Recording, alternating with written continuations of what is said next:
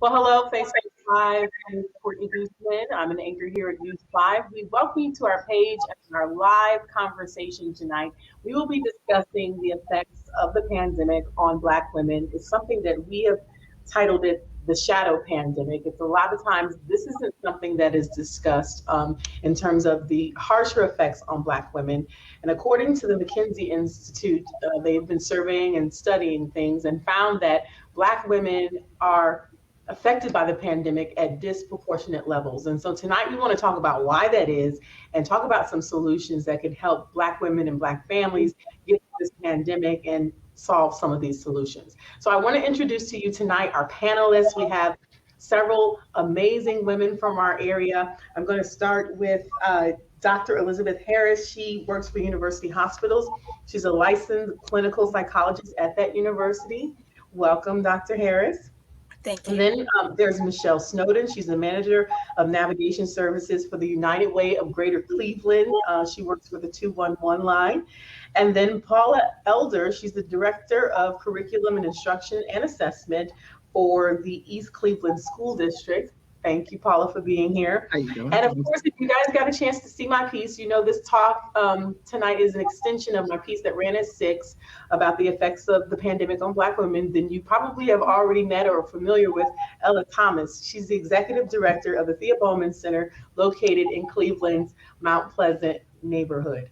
Thank you, ladies, for being with us tonight. I really appreciate having you. Thank you for Thank having you us. for having It's my us. pleasure. So this is such a big topic, and we're trying to do this in 30 minutes, so we will see. Tell me a little bit about what you guys have seen in your respective communities and in your professions when it comes to Black women in the pandemic.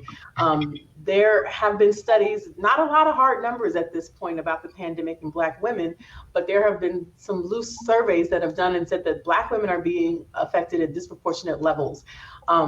Do you agree with that? And what are you seeing to support that? Whoever wants to jump in. It's not school, so I don't have to call on you, ladies. No problem. I'll speak to that a little bit. So I would have to say that your report is very accurate. Some of the numbers that I've recently been seeing is that about 50% of Black people in general have reported having some sort of economic distress as a result of the pandemic, as compared to 21% of the white counterparts. Which is amazingly horrible, especially being as though there's already an economic wealth disparity. So I've been seeing that pop up in my clinic. Right, I am a licensed clinical psychologist, and currently I work in the Department of Psychiatry with children and adolescents. So I've been seeing this with some of the children, the students, the teens that I work with, as well as their parents. And their parents have been struggling along with them. And in a lot of cases, what they've been doing is they've been trying to get the help for their children first.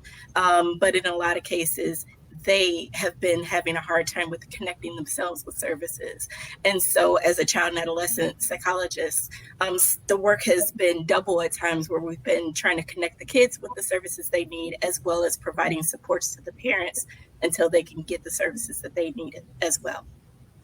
Good So perspective. So, you know, we at 211, we just kind of track the zip codes. And so the top 3 zip codes of requested needs are in predominantly Black neighborhoods. Now, again, we don't track gender, but out of that, majority neighborhoods are African American, and the majority of that population are women. So, you know, you can kind of put the numbers together and see that it's highly likely that women are African American women, Black women are being impacted a little bit more. Okay. I would concur with her response to that and say that in the Mount Pleasant community in particular, young women who are working but not making very much money to be able to take care of themselves and their children, and at the same time are lacking in completing their educational goals. And so that is a struggle often for them not to be able to complete that, because they have to take care of family and children at home. And so they kind of, again, sift that aside and not focus on doing the things that they need to do to get to get their lives in order. So this is a tough time for Black women. They don't make very much money, and they work in jobs that are lower paying, more or less in a food industry, or either working at nursing homes in SDNA jobs, which are low paying jobs for them. And many of them the desire to want to go back to school. They often talk about wanting to be a nurse or wanting to be this or that or the other. But these life issues keep coming up and get in the way of them being able to complete the very thing that they want to do with their lives. So it's a struggle. It's a real struggle. I totally agree with what she just said. The point of fact that they are in low paying jobs. And so it leaves them having to make a choice. Am I going to work or am I at home with my child? Especially the point of fact that this pandemic hit and a lot of schools went remote. I mean, they went to remote learning. So what about those kindergarten through second grade children? Who's going to stay with them? Who's going to help them learn? So a lot of them had to stay home, give up their jobs, make this happen for their own children. They didn't really have a choice. Yes. And go ahead. And when you look at the population and you look at the jobs, they don't have access to the EAPs. They don't have access to these programs to say, you might be able to try this. And so again, you have these three simple numbers, 211, that they can call and kind of connect with those resources. So, we have to reach out to these organizations and these companies, and we have to get that word out, because when you don't know where to go, if you call 211, we can give you some direction. We can assist you. Our navigators can work with you to try to develop a plan. So, that's one thing that we need to do. We need to make sure that somewhere in these areas where they're working, that they have access to the simple number to get help when needed. Because I was listening in your story, and she was talking about that her son was put out of school because he was unable to attend. But CMSD has a program to help with children who are homeless, to keep them in the school. So, again, you call that number, you kind of tell our navigators, talk to you, do that assessment, try to find out what's going on, and could have easily connected her, because the main goal of that program is to make sure that the children stay in school even while they're experiencing homelessness. Okay. Now I want to say something to address to our Facebook viewers. Thank you to our Facebook viewers who have logged on to join us tonight. But let's just keep in mind, this is going to be a respectful conversation, and that includes in the comment section. We will not tolerate the disrespect in the comment section. And in fact, we have our web producer working tonight that will remove some of the disrespectful comments. This is a serious conversation that we are endeavoring to have tonight, and we would like to have some serious questions. So if you have a question tonight, or something that you would like to propose, something that is thoughtful, reflective, and helpful, we would appreciate you leaving that in the comment section. I do want to read through some of the comments. Nicole is thanking Dr. Harris for the wealth disparity, for your comments. She's saying the wealth disparity continues to be a major issue. And Kathy thanking News 5 for the conversation. Nicole Culliver saying, how can Black women who are in low paying jobs get the resources to extend their learning for job promotion?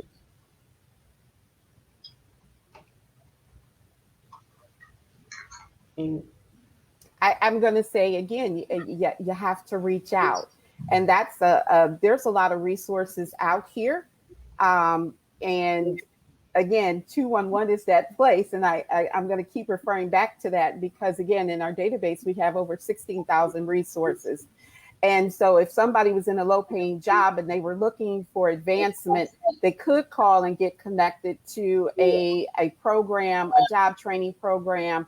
Even find out about financial aid to get back to school, to be able to put themselves in a position where they can get a better paying job.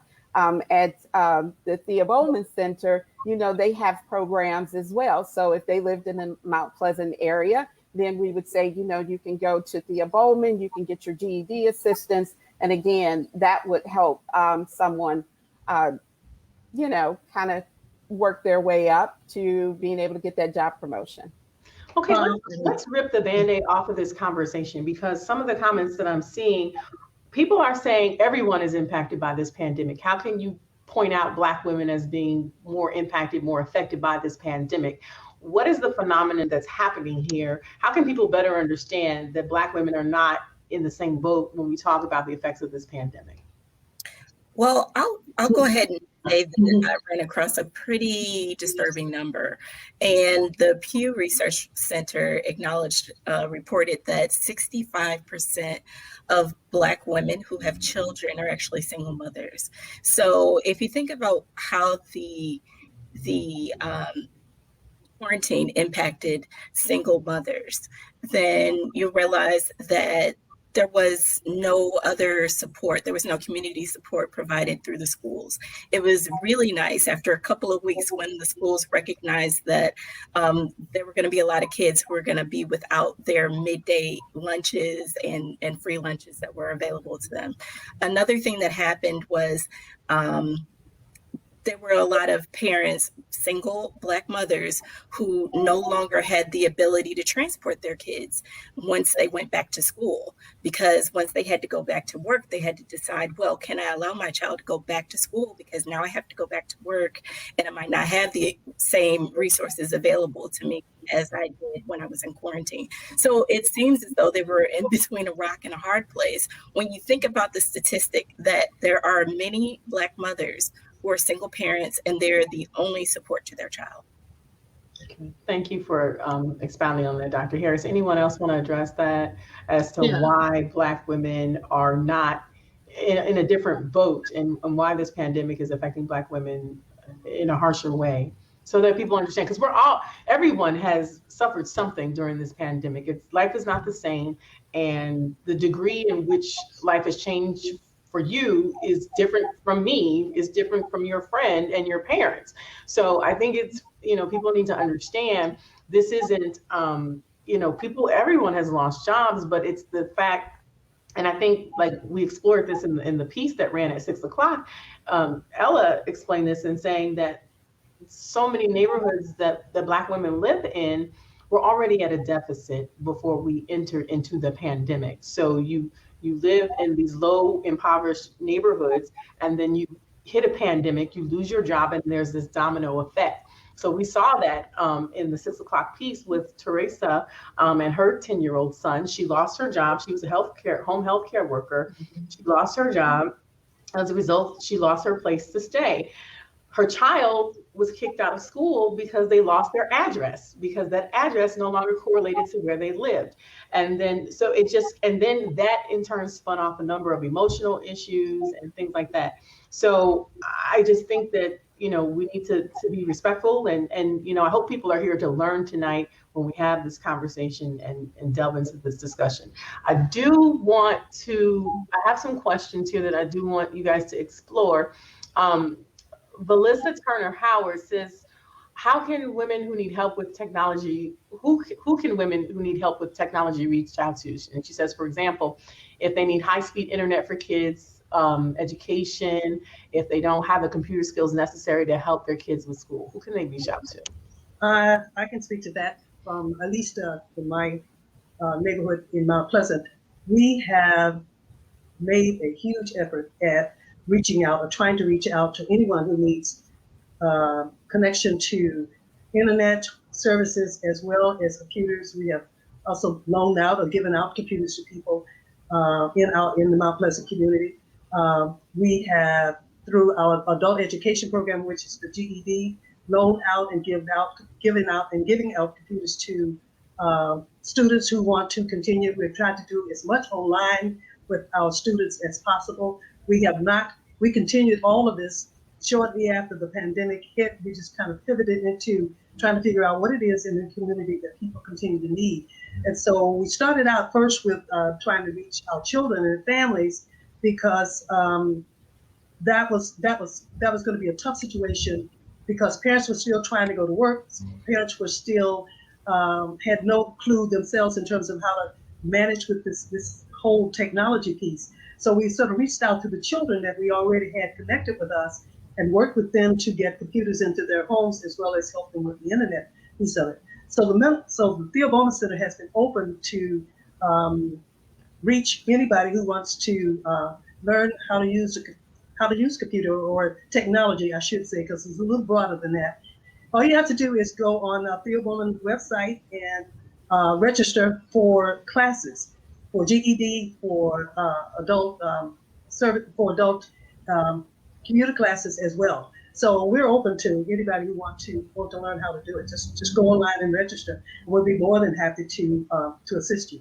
So Ella, are you saying you don't have to live in Mount Pleasant to take advantage of the services at Thea Bowman? We would like to focus mostly on Mount Pleasant, but we've got some people from some other places as well. There's another program I'd like to tell women about, which I am connected to, and that program is called Women in Transition. And it's a Tri-C program. It's an online program right now, and it works with women around their personal development issues and helping people to kind of look at themselves and build their own self-identity, building their own self-esteem.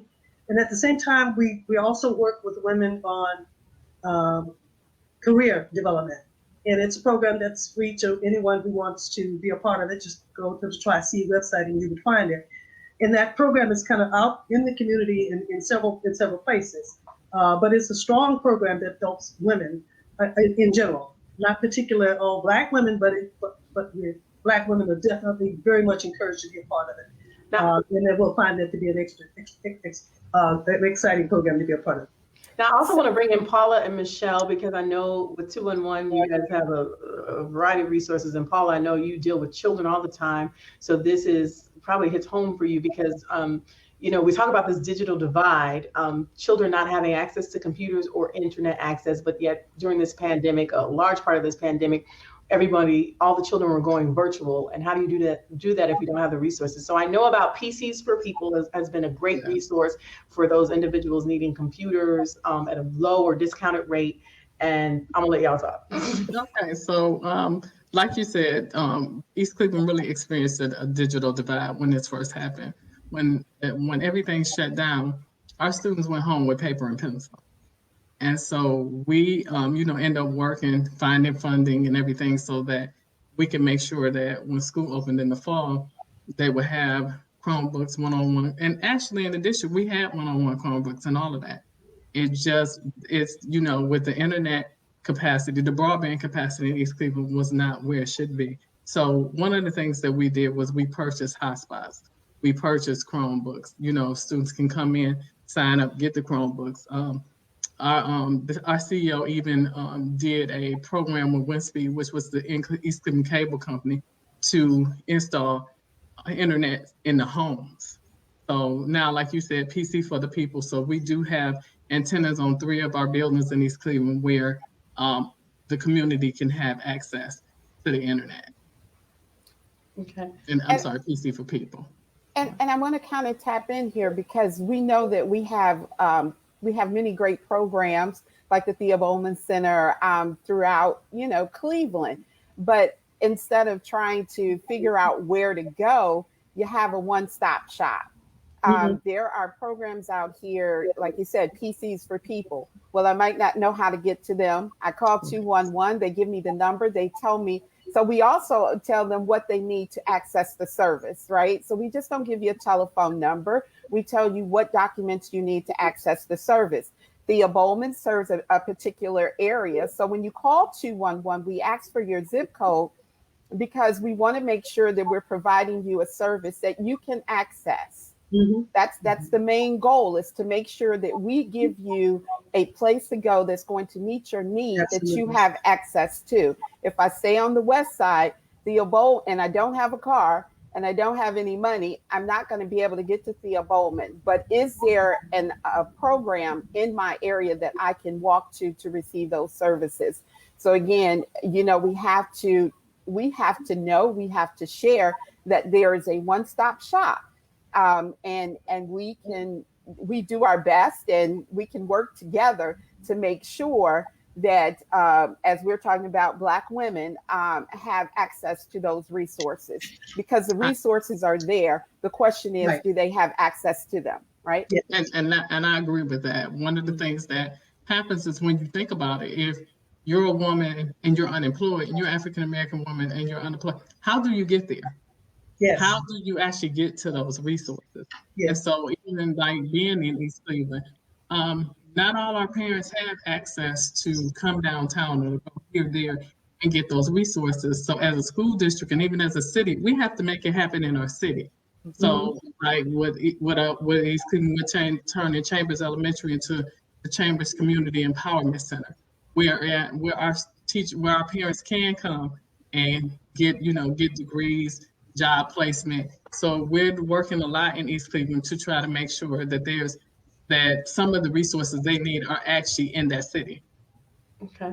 Yes. And I can't stress enough how important, Michelle, 211 is, like the resources that you guys are connected to and aware of. So if nothing else, if you're on here and you need some help, whatever it is, food pantry, vaccinations, where do I go to get a vaccination? How do I get a bus card or a discounted reduced bus card? I'm just naming stuff off the top of my head, Michelle. I don't even know the list for sure, but I know 211, Yes. you guys have so many answers. So if you find yourself in trouble and in need of some immediate assistance, just dial 211 and see how they can help you, and hopefully they can point you in the right direction. Jessica Price Smith, she says, how do we support families and children to help close the gap that widened through the pandemic, both academically and socially and emotionally? How do we close this?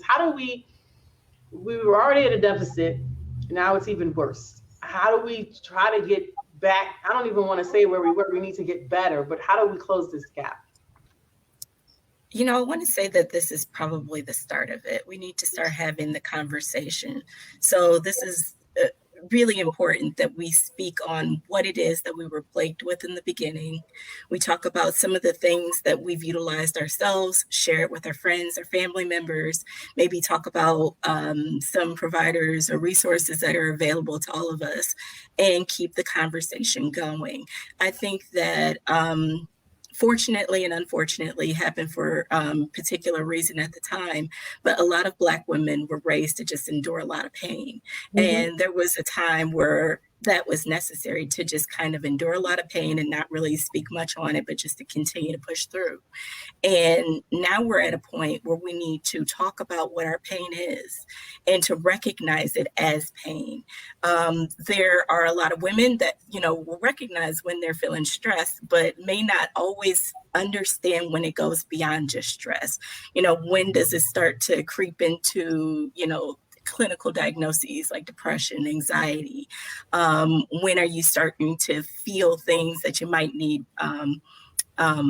professional support for? And sometimes you just need to talk with each other. You need to share resources with each other, and you need to bring each other to the help. Yes. Anyone else want to jump in on that? Yes. One of the things about, education in general, how do I get to that education if I'm dealing with, mental or I haven't eaten a day or different things like that. So, we have, we've been in collaboration with a lot of different colleges and stuff to help assist, with the social emotional that's happening with children. We also deal with Guidestone and Guidestone is Belfair. So really, we have to take this social emotional into consideration, because if that's not right, then what happens? How do you begin to educate? How do you begin to educate a mother? How do you begin to educate the children? We have to really take a hard look at what has happened. I mean, I know the pandemic has affected me, and we still have to make sure that we listen to what our students are saying. We listen to what families are saying.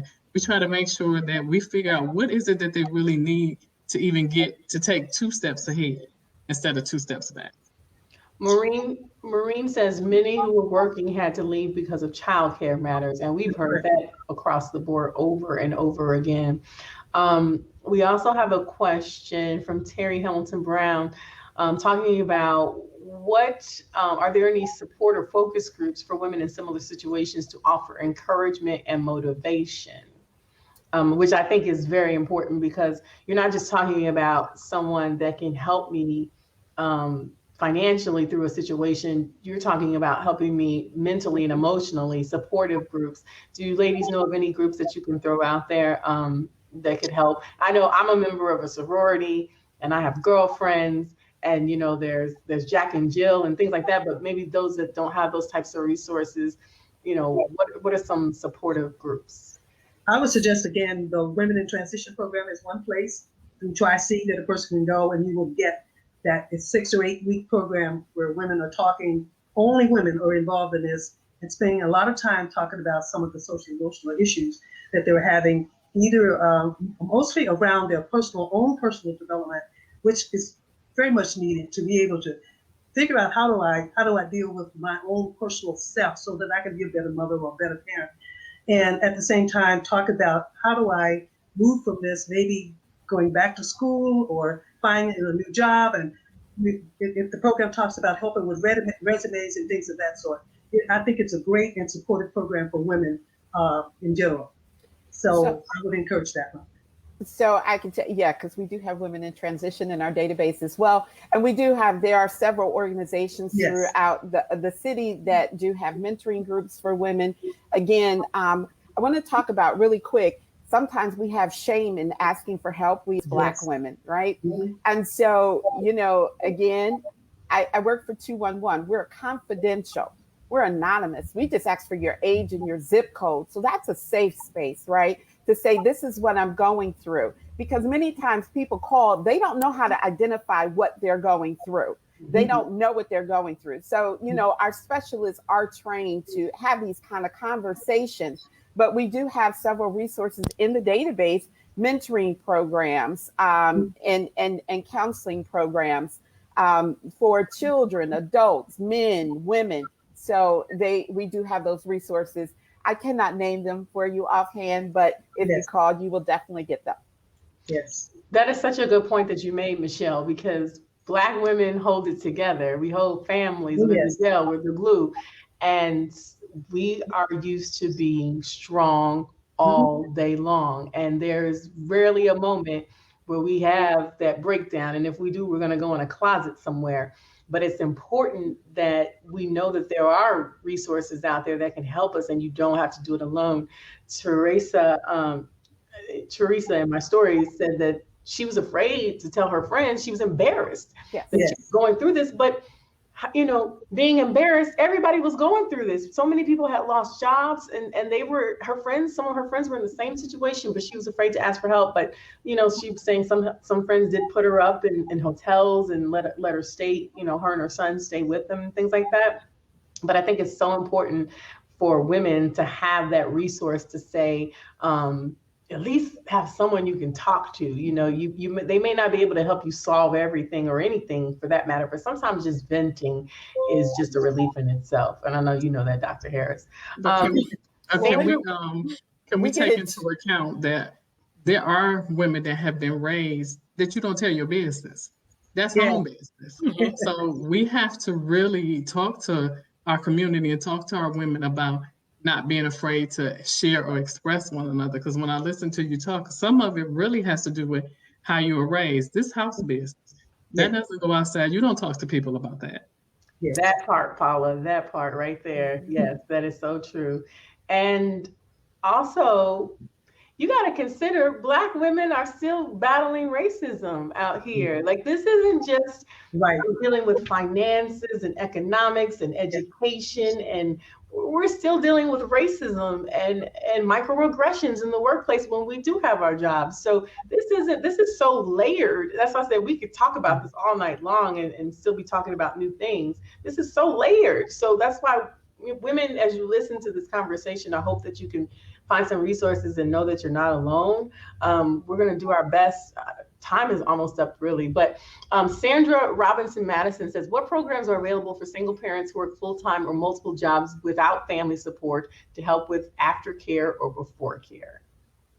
Good question. So we know, and I don't want to get into naming programs, right? I don't want to get into that, but there are programs, and actually, Michelle, name them because people need to hear. Like, if you can't, you don't have to be endorsing one program, but I think if you're here, people probably need a resource and they're asking because they need help. So I would say name it, Michelle. I will say, like Starting Point. That's a great place because, again, you get informed on how to find a good childcare. And they even, and I'm not sure if they still have it, but they did have an after-hour emergency. So say, for instance, we know that a lot of mothers are working those second and third. They're not working traditional hours. So if my daycare provider canceled on me, I still need to go to work. And so they did have an after-hour emergency. So those resources can be out there as well. So I would say Starting Point would be a good place to start to get informed, because again, you want to find a place for your child to be, but you want to make sure it's safe. Also, one thing that I've learned over the years is that like those daycares in the afternoon, they have like spots for all the children to come do math and this, that, and the other. And the bus will pick them up from the schools and take them there. So reaching out to, local daycares in your area and finding out, do they offer those after school programs? As well as in schools, a lot of times some of the schools offer after school tutoring and things that students can stay for to get assistance. The one thing about it is when you look at it now, we all have school-based children, and school is the safe place for them to be, and finding out ways, talking to other organizations or even reaching back out to the school for resources could actually help them figure out where they can put their children or how long the children can stay at the school. Okay, I'm seeing some comments. I'm just going to read these out for the people that need to hear it. Tanya Howard Grace is saying Youth Opportunities Unlimited is a resource for young ladies to get job training. Mm-hmm. And then Sharon Mackle says Hope Behavioral Health is a great resource for mental health. Both in-person and telehealth therapy is available. And then behavioral, I think it's hopebehavioral.com is the website. Ladies, the comments are very positive. Everyone is agreeing with you guys and saying this is a great conversation. I know we're winding this down, but final thoughts and final question that I have for you ladies, and I hope everyone will jump in on this. How do we make things better for Black women? I want to talk about the stakeholders in this. Who are the stakeholders? Are we talking about city council persons, the mayor, county, the federal government, Black women in general, or the Black community? Who are the stakeholders in this, and how do we make this better for Black women to come out of this pandemic? Did we lose someone? I think we lost. Did we lose someone? No, it's just a different setup. I'm sorry. So the stakeholders, who are the stakeholders in this? What are their responsibilities to make it better? Because it feels, based on the conversation that I had with Teresa, that and even Ella, some of our government officials aren't doing what they need to do in our community to make it better. I would agree with all of the above that you just mentioned, and finding a way to make sure we connect with the council people in the various neighborhoods to talk about this. We've talked about talking, but also get parents and women to get some of these people to sit down and talk with them at the city council, wherever you can go to have a voice. We should be there working with them. I also know that there are some grant funding organizations out there would do special projects with community organizations to develop programs around some of these issues. And I think that this is a good opportunity for that to happen at this time when people are talking about racial disparities and all of the different things that are keeping and holding women back in particular, but to take advantage of the opportunity to find out what the Cleveland Foundation, St. Luke's Foundations, and others might be able to do to help to develop opportunities for programs in the various communities. And I know that they want to listen and hear as well. I know that St. Luke's certainly has raised the issue about wanting to know what's going on in the areas in which they serve. And I happen to be in one of those areas. So I'd like our agency is talking about listening to people, hearing what people have to say, and then try to do what it is that people want us to do, because that's a big chore. But the people in the community has to be a part of that. You just can't decide you're going to have something and it's not what they need or want. So we need to be able to listen to people and make sure that they get what they need. And- Women in particular. And one part, again, with 211, we are able to collect some of this data, right? So we are able to identify the needs, the neighborhoods, and most importantly, we are able to identify those needs that we cannot meet. People who have needs that we do not have resources for. So we collect this information, and this is the kind of information that can be used for the stakeholders to say, this is the gaps in services, right? We had, we know we have a huge gap in transportation. So there were some partnerships with Lyft from time to time. We actually have a partnership right now with the vaccine line. So again, from the data we collect, working with those stakeholders, identifying the gaps in services and trying to find people to work on trying to find people who can meet those needs. Yeah.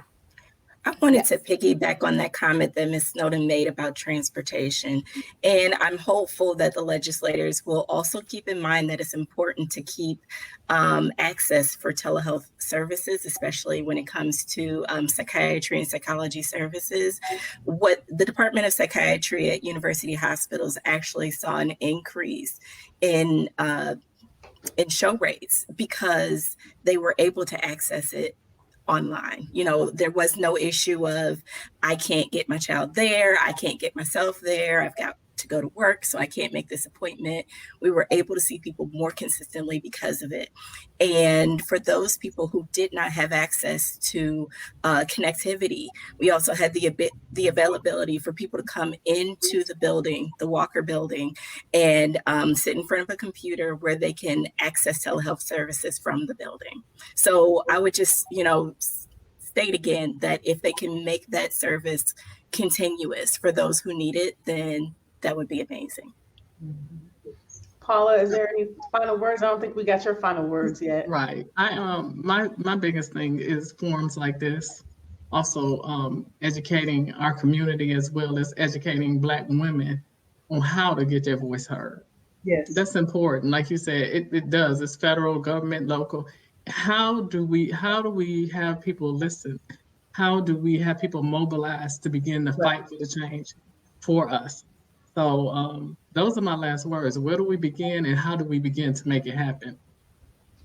But how do we educate people to start that, to do that, to wake up and push forward? Ladies, you guys were amazing. Dr. Elizabeth Harris, Michelle Snowden with 211, Paula Elder with the East Cleveland School District, and Ella Thomas with the Thea Bowman Center. Dr. Harris, of course, with UH psychologist. Thank you all so much. You guys were amazing. Please, I'm encouraging you panelists to go back and look at the conversation because the comments are amazing and everyone's thanking you and right on. And yes, I agree. So please go back and look at the comments and share. For those of you that are on Facebook tuning in right now, feel free to share this conversation. We will be posting it to look at later and forward and everything, but keep the conversation going. It's so critical, and do what you can to help your fellow sister out. If you know that she's struggling with something, do what you can, because this is a time, this is unusual times. We haven't seen any times like this before, and so many women are in need right now. Absolutely. And I'm glad we were able at News 5 to highlight this particular issue, which is really, it's mired in so much. It's not really just one issue because it's very complicated, but I'm glad we could shed some light on it. And I'm glad that you guys could add to this wonderful conversation tonight. So thank you everyone for tuning in. Thank you. Thank you. Thank you. Ladies? Take care. Yes. Thank you guys. Thanks for tuning in. Take care. We'll see you tonight at 11.